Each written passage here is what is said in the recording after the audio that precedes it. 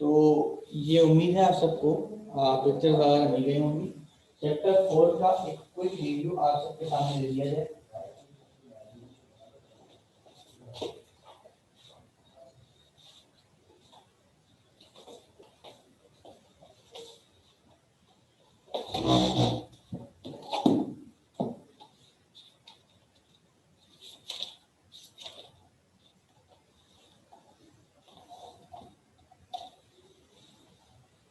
देखें आप chapter number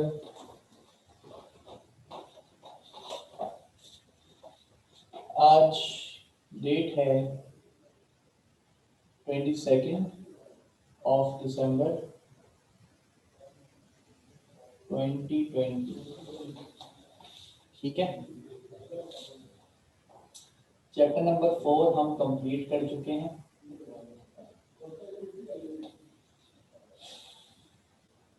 chapter number 4 के टॉपिक्स में शामिल हैं Dobereiner's, law of triad, Newlands law of octaves,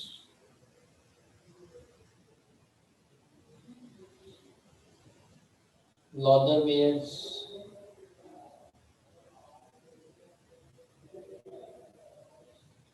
classification,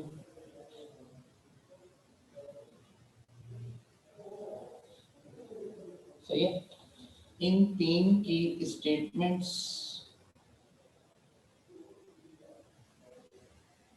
examples और जो एक्सप्लेनेशन है वो आप अपने ढंग से पढ़नी है। ठीक है, इन तीन का वेटेज एक साथ ही आप पढ़ चुके हैं। ठीक है, इसी के साथ साथ मेंडलीव्स पीरियोडिक टेबल, ये एक बड़ा क्वेश्चन है। फीचर्स इसके इसके पॉजिटिव पॉइंट्स आप कह सकते हैं,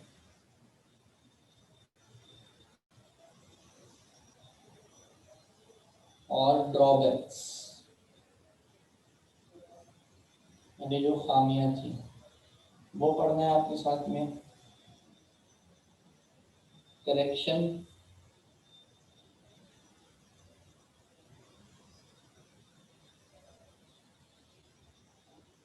through बोवर्स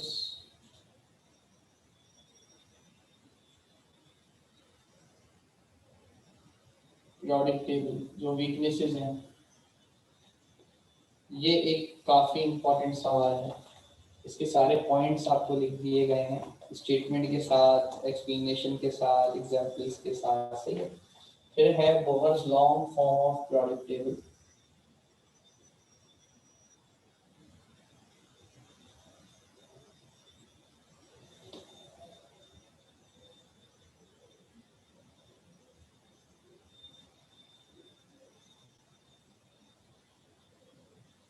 बोवर्स long form of periodic table में इसकी स्टेटमेंट, इसके नंबर ऑफ पीरियड्स के डिस्कशन है, फ्रॉम 1 to 7। फिर नंबर ऑफ ग्रुप्स का जो डिस्कशन है, फ्रॉम 1A to 8A तक। ठीक है भाई, ये इंडिविजुअली भी पढ़ लीजिएगा और टॉपिक को टॉपिक भी पढ़ लीजिएगा। ये 1 to 7 लिखा है, खास से इम्पोर्टेंट है, बताया गया है आपको। ठीक है, इसके बाद metals, non metals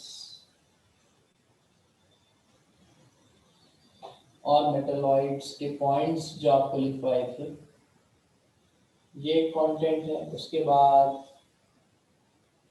atomic radii,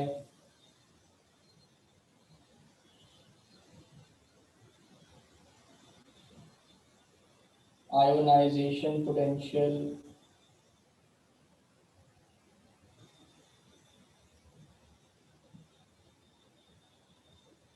electron affinity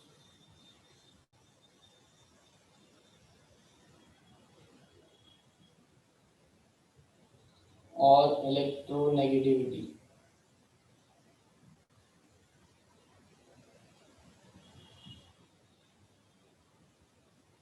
ये शामिल है इसमें। इसमें की डेफिनेशंस, ग्रुप ट्रेंड और पीरियोडिक ट्रेंड शामिल है। ठीक है जनाब, ये है चैप्टर नंबर 4 कंप्लीट। इसके कंटेंट को आपने रिवाइज करना है, आपको पढ़ाया जा चुका है, आप पढ़ चुके हैं। अगर आप सबको ये रिकॉल हो चुका है, रिमाइंड हो चुका है, तो काइंडली मुझे थम्स अप शो करिए।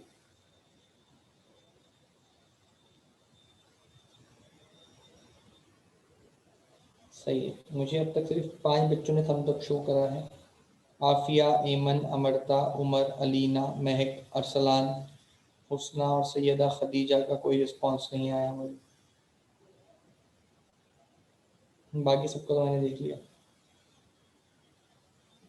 एमन, अलीना, महक, हुस्ना, सैयदा खदीजा।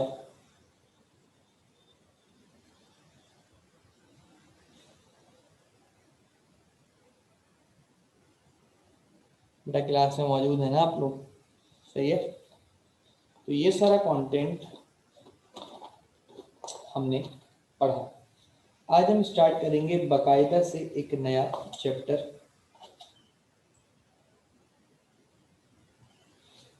जिसका नाम है केमिकल बॉन्डिंग।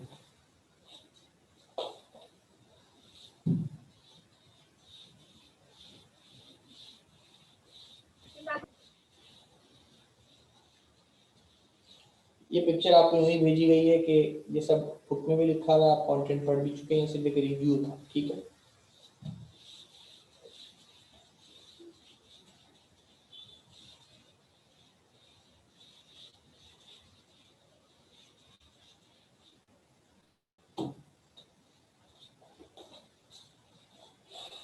चैप्टर नंबर 5,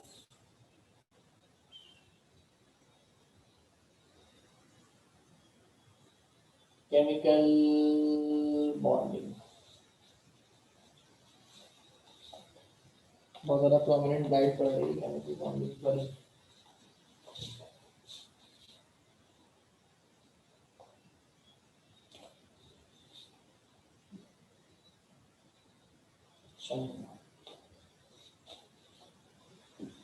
आइए कुछ काम पूरा करते हैं। वर्ड केमिकल वर्ड के लिटरल मीनिंग है मतलब एलिमेंट्स एंड डेरिवेटिव्स, यानी जो प्रोडक्ट टेबल में एलिमेंट्स पाए जाते हैं वो और उनसे बनी हुई चीजें केमिकल कहलाती हैं। ठीक है भाई। बॉन्डिंग वर्ड के लिटरल मीनिंग है लिंकेज या बॉन्ड आप कह सकते हैं। ठीक है, बॉन्ड का डेरिवेटिव है बॉन्डिंग, ये भी लिख देते हैं तमीज से। इसका मतलब है लिंकेज या कनेक्शन। सही है। अब सवाल ये है कि केमिकल बॉन्डिंग क्या है, यानी केमिकल बॉन्ड है क्या कुछ।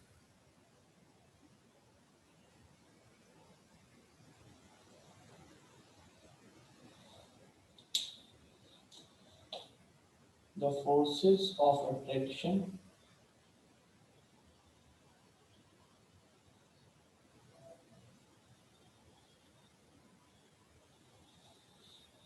which hold atoms together in a chemical substance।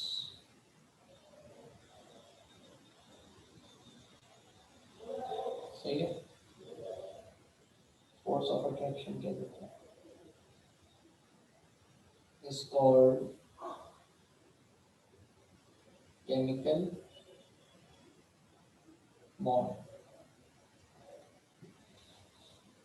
ठीक है जनाब, वो फोर्सेस ऑफ अट्रैक्शन जो एटम्स को उनके केमिकल सब्सटेंस में जोड़ के रखें, जैसा कि हम यहाँ देखते हैं, पावर सॉलिड हो या लिक्विड हो, किस तरह एक एटम दूसरे एटम से बॉन्डेड होता है।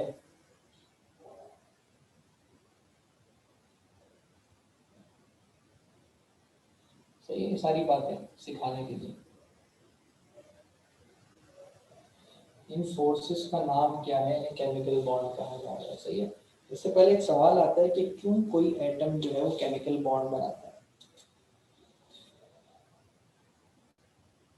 Why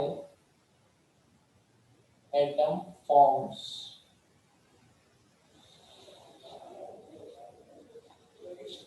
a chemical bond?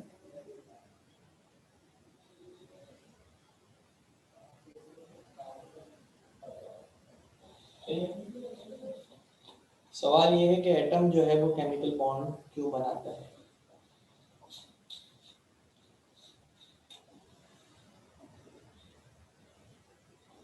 An atom forms a chemical bond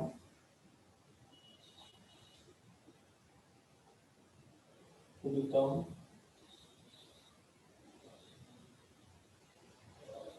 stable। ठीक है, यहाँ स्टेबल से मुराद है लेस रिएक्टिव और टोटली कंप्लीटली नॉन रिएक्टिव लिखने से ग्रेस कर रहा हूँ। सही है, सबसे कम रिएक्शन शो करे वो चीज स्टेबल है, सुकून की हालत में रहे। सही है। अब सवाल ये है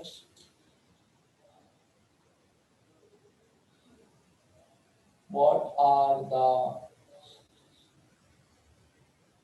conditions of stability?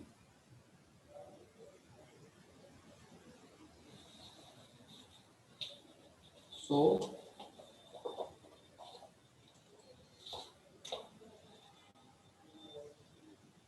there are two conditions for an atom to become stable।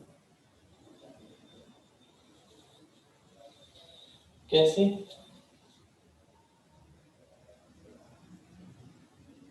Part A कह लें आप या वन कह लें, कंडीशन वन कह लें आप इसे। To have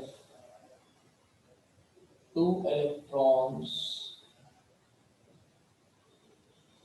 in valence shell, outermost shell, या तो उसके पास दो इलेक्ट्रॉन्स हो आउटरमोस्ट शेल में, जिसे रूल ऑफ ड्यूप्लेट कहा जाता है, पढ़ाया था। या फिर टू हैव 8 इलेक्ट्रॉन्स, ये समझाने के लिए बेसिक पैटर्न है ना, ऑर्बिटल्स और non sectors in valence shell, जिसे ऑक्टेट कहा जाता है। याद आ रही है सारी बातें तो मुझे थम्स अप शो करें। भाई सवाल ये है कि एटम्स जो है वो केमिकल बॉन्ड बनाते हैं। सही, क्यों बनाते हैं? ताकि स्टेबल हो जाएं, लेस रिएक्टिव हो जाएं। लेस रिएक्टिव किस किस तरह हो सकते हैं, क्या कंडीशंस हैं? या तो उनके आखिरी शेल में 2 इलेक्ट्रॉन्स पाए जाएं या उनके आखिरी शेल में 8 इलेक्ट्रॉन्स पाए जाएं। अलग बात समझ में आती है? ठीक है। फिर वो 2 या 8 इलेक्ट्रॉन्स किसी दूसरे एटम के साथ कैसे कंप्लीट करेंगे, है ना? आइए ये वाला सवाल भी देख लेते हैं।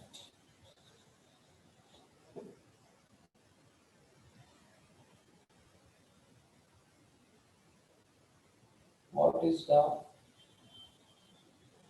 criteria for an atom to become stable? Atom का क्राइटेरिया क्या होता है कि वो स्टेबल हो जाए? सही है। यार क्वेश्चन में नीचे लिखता हूँ दोबारा।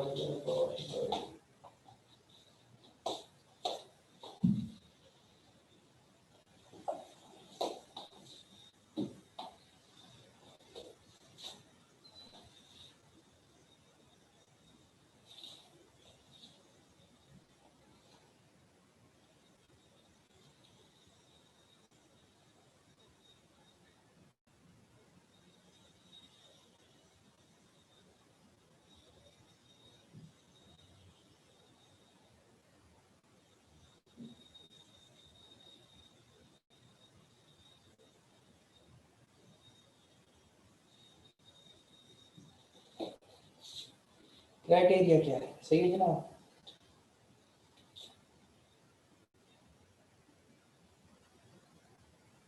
An atom can complete its valence shell to become stable by sharing valence electrons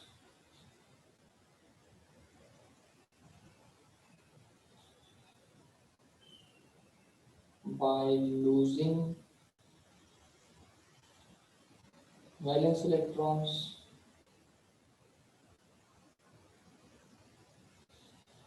by gaining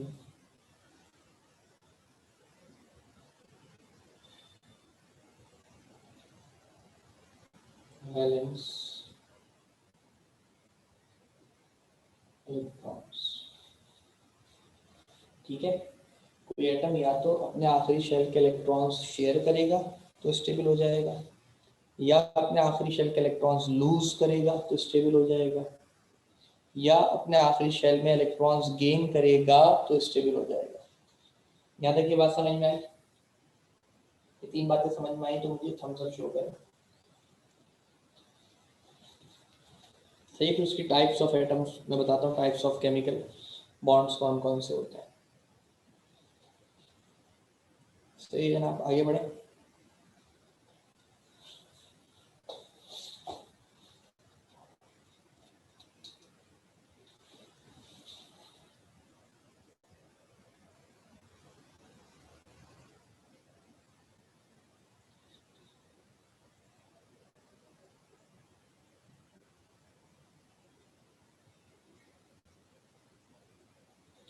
types of chemical bonds ये हम शॉर्ट फॉर्म में बताएंगे आपको, ठीक है।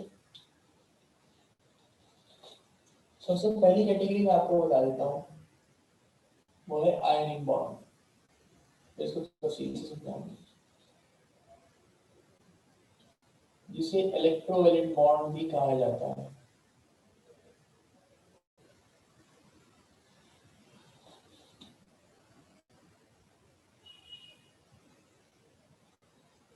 इसकी सादा सी डेफिनेशन ये है, बाद में कंप्लीट डेफिनेशन लिखाएंगे इसके आपको। The bond which is formed by the complete transfer of electron,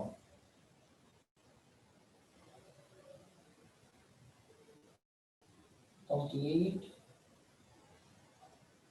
transfer of electrons। सही है, जब भी हम बात करते हैं कंप्लीट ट्रांसफर की तो दो बातें होती हैं।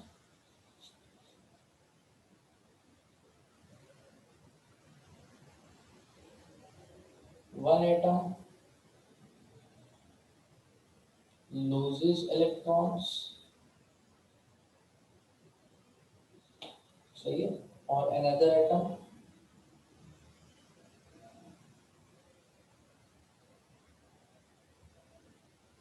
gains electrons।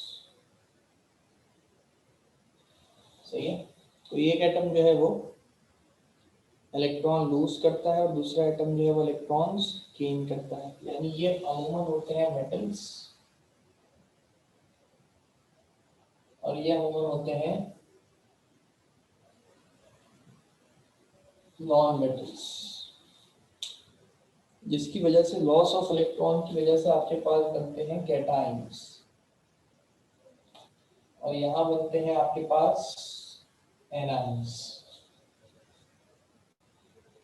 ठीक है, और इसकी एग्जांपल में आपके पास शामिल है NaCl। यहाँ तक की बात समझ में आती है? The bond which is form by the complete transfer of electrons in which one atom loses electrons and another atom gains that electrons. Usually metal loses their electrons and non-metal gain the electrons. Metals after the loss of electrons form cations and non-metals after the gain of electrons form anions. So the bond which is present between cations and anions is ionic bond or electrovalent bond. इसका मतलब ये होते हैं positive और ये होते हैं negative. सही है। अगर मैं इसकी एक आपको शक्ल भी बना के दिखाना चाहूँ, क्योंकि हम वजाहत से बाद में बताएंगे आपको, तो वो है Na positive,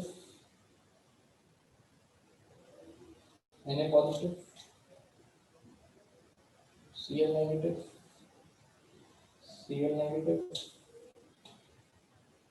Cl negative, Cl negative,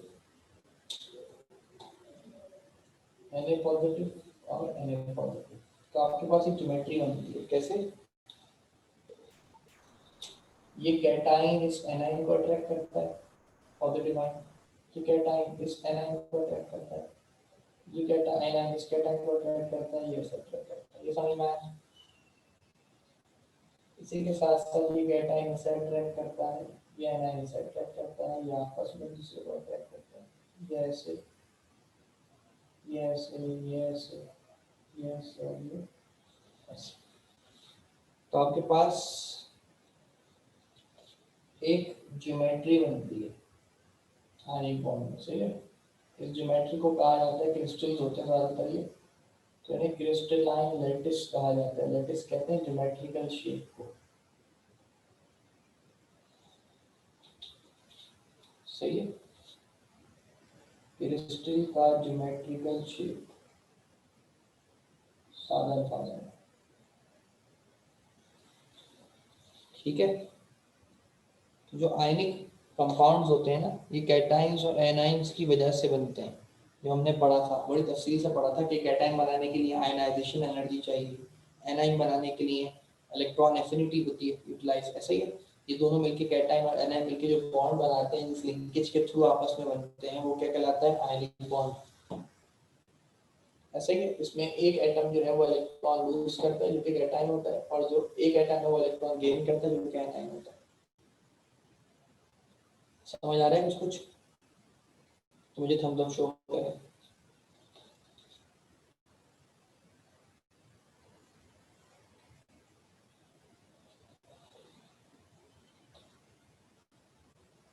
जबरदस्त हो गया।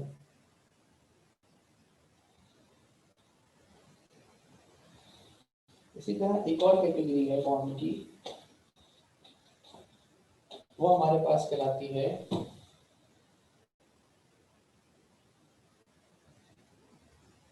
Covalent bond. सही है। The bond which is form by the sharing of electrons.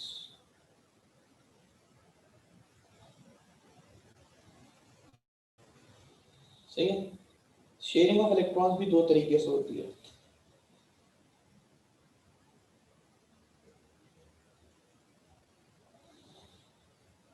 एक शेयरिंग होती है म्यूचुअल शेयरिंग, यानी एक तरीके से बाहमी इत्तेफाक वाली शेयरिंग, जिसमें equal quantity of electrons share होते हैं हर तरफ से, दोनों एटम्स की जानिब से। सही है। और दूसरी होती है हमारे पास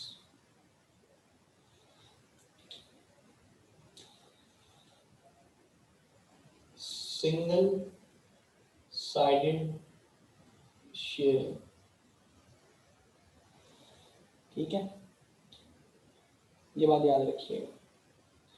म्यूचुअल शेयरिंग से मुराद है सादे अल्फाजों में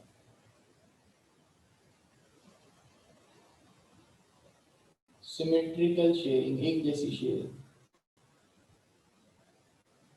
यानी अगर एक एटम एक इलेक्ट्रॉन दे रहा है तो दूसरे एटम भी एक इलेक्ट्रॉन देगा बॉन्डिंग के लिए।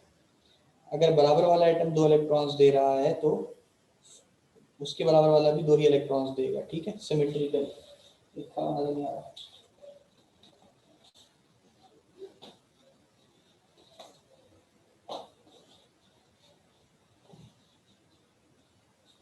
फिर तफसील से इसको देखेंगे इंशाल्लाह।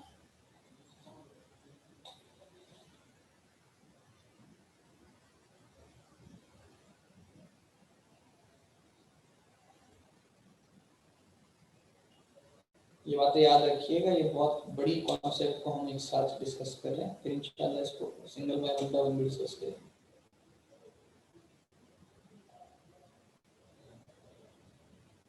अनसिमेट्रिकल शेयरिंग, ठीक है।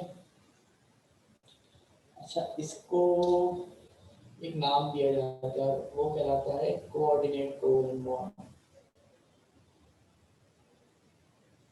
Coordinate covalent bond. इसके साथ साथ इसे डेटिव बॉन्ड भी कहा जाता है। इसका मतलब एक तरफा होता है। ये एक ही चीज के दो नाम है, ठीक है। जिसमें अनसिमेट्रिकल शेयरिंग होती है, सिंगल साइडेड शेयरिंग होती है। इसमें होता यह है कि एक ही एटम अपने इलेक्ट्रॉन्स शेयर करता है दूसरे एटम के साथ।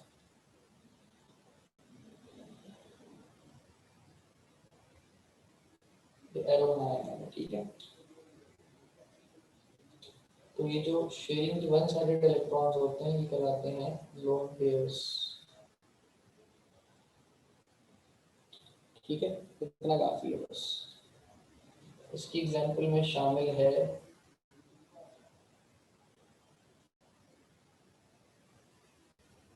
अमोनियम आयन, जिसमें NH3 का जो नाइट्रोजन है वो अपने लोन पेयर इस H पॉजिटिव को देता है और बना लेता है, शॉर्ट फॉर्म में लिखा। फिर इसे रिप्रेजेंट किस तरह करते हैं मैं आगे बताऊंगा। तो मैंने एरो से रिप्रेजेंट किया है अमोनियम आयन, ये बॉन्ड एरो से दिखाया जाता है, सही है। जो एटम लोन पेयर देता है वो कहलाता है डोनर, देने वाला, और जो एक्सेप्ट करता है वो कहलाता है एक्सेप्टर। तो यहाँ नाइट्रोजन डोनर है और H पॉजिटिव कौन है। देखिए यहाँ शेयरिंग हुई है इलेक्ट्रॉन्स की, शेयर किए गए इलेक्ट्रॉन्स, एरो से रिप्रेजेंट कर रहे हैं हम इसे, ठीक है। यहाँ ट्रांसफर ऑफ इलेक्ट्रॉन्स नहीं हुआ है, ये बात समझ आ रही है, ठीक है। अब सवाल ये सभी जो सिमेट्रिकल कोवेलेंट बॉन्ड्स होते हैं, ये जो सिमेट्रिकल कोवेलेंट बॉन्ड्स होते हैं ये क्या होते हैं,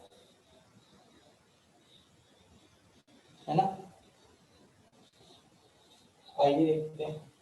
ये देखें, इनको कैटेगराइज किया गया है दो एतबार से।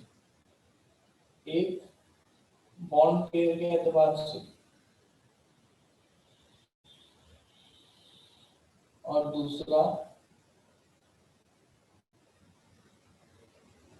पोलैरिटी के एतबार से। पोलैरिटी कहते हैं चार्ज होने को, सही है। बॉन्ड पेयर के एतबार से हमारे पास 3 तरह के कोवेलेंट बॉन्ड होते हैं। उसमें शामिल हैं single covalent bond,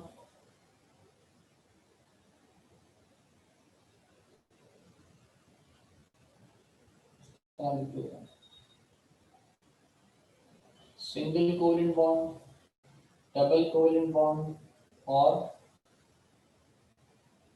triple covalent bond. मैं CP लिख रहा हूँ, इसका मतलब कोवेलेंट बॉन्ड है, ठीक है। आप बोलेंगे सर ये कैसे, आइए इसकी एग्जांपल समझा दूं जरा, यहाँ नीचे लिख के। ये जो मैंने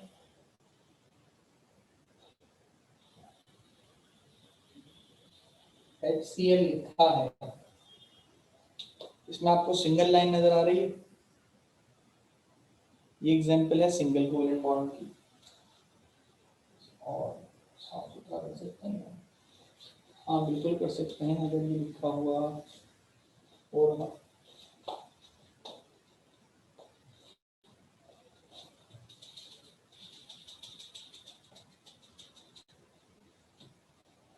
इसको मैं इधर कर देता हूँ, ये भी लिख देता हूँ, क्रिस्टलाइन लैटिस, इसका मतलब होता है ज्योमेट्रिकल शेप।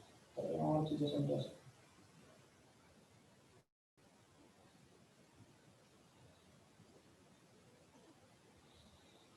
सही है, तो इनकी एग्जांपल भी साथ साथ लिख देते हैं। इसमें शामिल है सिंगल कोवेलेंट बॉन्ड, जिसकी मैं एग्जांपल आपको दे रहा हूँ। चलिए कर देते हैं H2O। लेकिन आप H2O में जो ऑक्सीजन है उसने हाइड्रोजन के साथ कौन से बॉन्ड बनाए हैं? मैं रेड से बॉन्ड शो करूंगा, सिंगल कोवेलेंट बॉन्ड। यहाँ सब एक ही इलेक्ट्रॉन शेयर कर रहे हैं अपना, ठीक है। इसी तरह हमारे पास एक और एग्जांपल होती है बॉन्ड पेयर्स की, double covalent bond. Double covalent bond में आपके पास एग्जांपल है, चलिए सादा एग्जांपल देता हूँ H2 की। ठीक है, दो हाइड्रोजन आपस में बॉन्ड है। इधर एग्जांपल है O2। शक्ल देखिए आप अपने O2 की, इससे पहले हम ऑक्सीजन गैस पढ़ते थे ना, यहाँ सिंगल सिंगल एग्जांपल देखते हैं ताकि बात समझ में आए। ठीक है, तो आपको नजर आ रहा है यहाँ सिंगल बॉन्ड पेयर है हाइड्रोजन के अंदर, यहाँ डबल है ऑक्सीजन के अंदर। ठीक है, इसी तरह ट्रिपल कोवेलेंट बॉन्ड,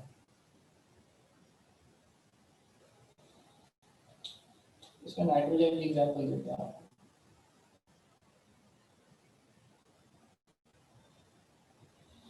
नजर आ रहे हैं नाइट्रोजन में कितने बॉन्ड पेयर हैं? 1 2 3। तो यहाँ हो सिमेट्रिकल शेयरिंग रही है। अगर हाइड्रोजन ने एक इलेक्ट्रॉन दिया बॉन्ड के लिए तो दूसरे हाइड्रोजन ने भी एक इलेक्ट्रॉन दिया। अगर ऑक्सीजन ने 2 इलेक्ट्रॉन्स दिए तो बराबर वाले ऑक्सीजन ने भी 2 इलेक्ट्रॉन्स दिए।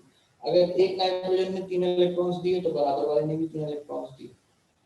ठीक है, इनकी वजह से डेफिनेशन हम 1 बाय 1 पढ़ेंगे। अभी हम एक चार्ट देख रहे हैं कि भाई बॉन्ड कितने तरह के होते हैं। यहाँ तक बात समझ में आ रही है तो मुझे थम्स अप शो करें।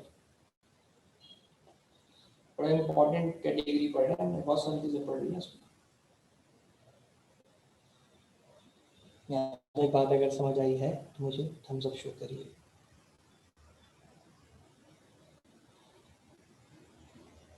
ठीक है, एक साथ करिएगा, 1 बाय 1 कर रहे हैं तो मुझे नजर नहीं आ रहे, आ रहे हैं जा रहे हैं। सही है, जब मैं 1 2 3 बोलूँ तो शो करिएगा 1 2 3। सही, अच्छा लगा देख के।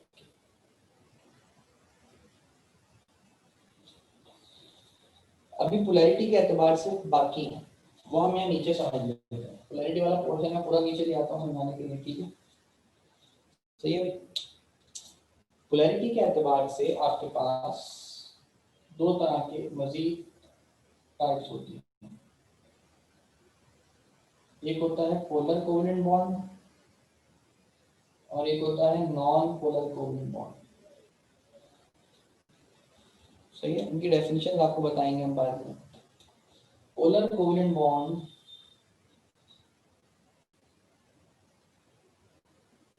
और non polar covalent bond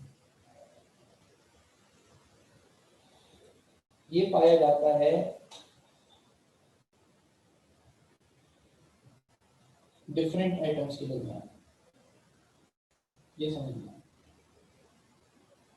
sharing यहाँ पर भी होती है और ये पाया जाता है सेम एटम्स के दरमियान अमूमन। फिर इनका इलेक्ट्रॉन नेगेटिविटी का भी ताल्लुक आपको बताऊंगा। जैसे मैंने लिखा HCl, एग्जांपल समझा रहा हूँ। तो ये H जो है इसकी इलेक्ट्रोनेगेटिविटी कम है तो ये पॉजिटिव साइन के साथ शो होगा। सही है, इसको रिप्रेजेंट करने के लिए आप बचपन में डक बनाते हैं ना, डक ऐसे डेल्टा कहते हैं साइन को, जरा और अच्छे से बनाते हैं। ये है sign of partiality.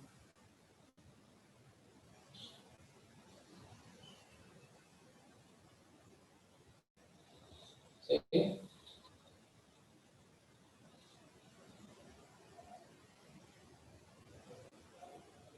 Sign of partial nature इसे कहते हैं डेल्टा। क्या कहते हैं? डेल्टा। तो ये मैंने लिखा है पार्शियली पॉजिटिव और ये लिखा है पार्शियली नेगेटिव। सही है, ये बात समझ में आ रही है?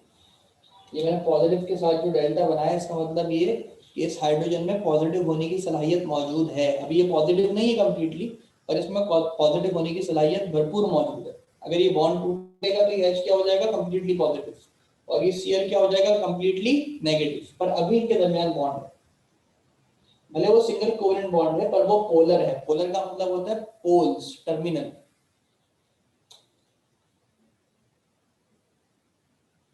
पोल्स। सही है, पार्शियली पॉजिटिव या नेगेटिव।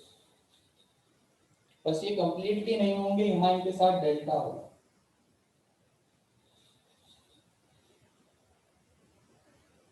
ठीक है।